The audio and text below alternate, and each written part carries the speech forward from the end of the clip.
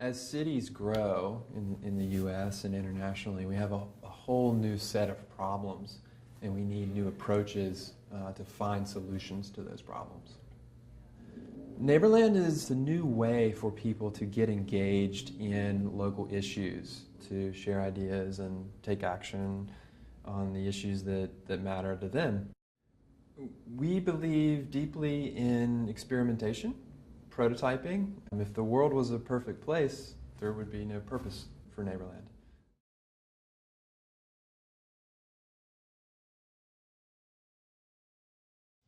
Neighborland is not a replacement of traditional advocacy forums and techniques. It's an extension of those forums. So it brings new energy, new life. People who maybe can't make it to the meeting at 5 o'clock, they can participate online. But Neighborland is successful when it's part of a larger advocacy campaign. There are a lot of people who don't feel engaged.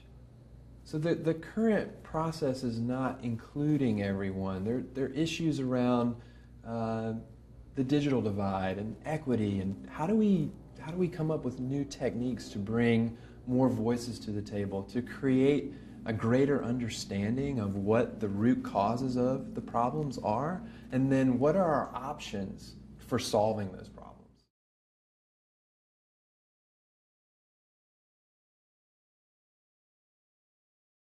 If I were to give advice to other cities around engagement, there are 3 points of advice I would give. First is that culture is the thin edge. If you're trying to help people shape the political, social, economic, cultural dimensions of the city, the easiest way to get people involved is with culture.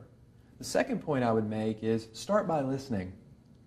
There's nothing more powerful than someone who's in a position of power listening to the community and hearing what the real issues are on the street.